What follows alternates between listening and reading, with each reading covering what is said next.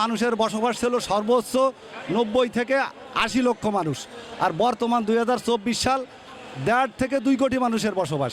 এই 1.5 থেকে 2 কোটি মানুষের বসবাস, এই 15,000 সিএনজি দিয়ে চলাচল করা সম্ভব না। এই মানুষের যাত্রীদের যাতায়াতের কারণে এই ঢাকা সিএনজিগুলি ঢাকায় আসতে বাধ্য হয়েছে। আর আমাদেরও পেটের কারণে, কারণ ঢাকা জেলার ভিতরে যে আয়তন ছিল সেই আয়তনগুলো সিটি কর্পোরেশনের ভিতরে তারা যুক্ত করেছে। আর যে আয়তন ছোট হয়ে গেছে তারপরেও সেই আয়তনের ভিতরে বর্তমানে হাজার হাজার অটোরিকশা, ইজিবাই, মিশুক, তাদের কারণে আমরা চলতে পারি না, আমরা যাত্রী খুঁজে পাই না। আর তারা সরকারে 1 টাকা ট্যাক্স দেয় না, ভ্যাট দেয় না।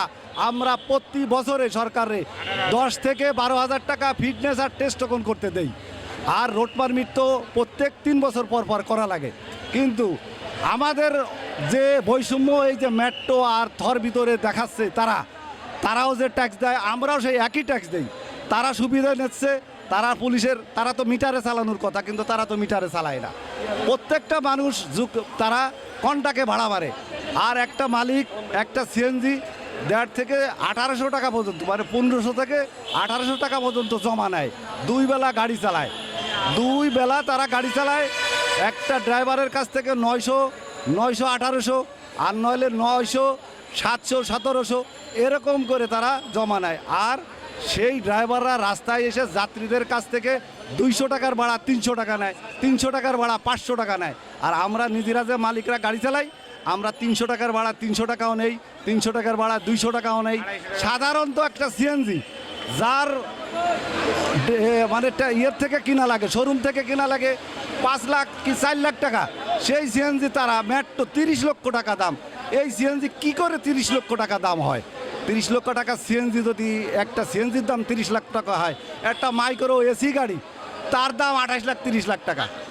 সেই 28 লাখ 30 লাখ টাকা মাইক্রো গাড়ি কেনে, আর একটা সিএনজির দাম সাধারণত 3 চাক্কা, তারা 30 লক্ষ টাকা দিয়ে এই বেচা কিনা করতেছে। তারা এই মালিক সমিতি সিন্ডিকেট করে এত টাকার বিনিময়ে এই যে গাড়িগুলি ঢাকায় করছে। আর এমনও এক মালিক আছে, এক মালিকের 200-300 করে সিএনজি আছে।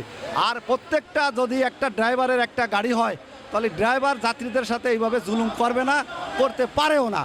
আর তাই আমি বিশেষ করে এই যে ওই বৈষম্য বিরোধী আন্দোলনের পরে যে সরকার প্রতিষ্ঠিত হয়েছে বাংলাদেশে, তাদের কাছে আমাদের আকুল আবেদন, আমাদের এই 3 হুইলার সিএনজিটা যে ডাকাত এইটা ঢাকার শহরে কম করে হলেও বেশি না 2 থেকে 3,000 গাড়ি চলাচলের অনুমতি দেওয়া হোক, এই দাবি জানাচ্ছি। তা না হলে আমাদের বউ বাচ্চা নিয়ে আমরা পথে মারা যাব। এই যদি তারা চলতে না দেয়, প্রয়োজনে আমাদের বিষ কিনে দিক, বিষ খেয়ে আমরা মারা যাই, মরে যাই, তাতে তাদেরকে আর আমাদের জানানো লাগে। এই কথা বলে আমার বক্তব্য শেষ করছি। এই আমার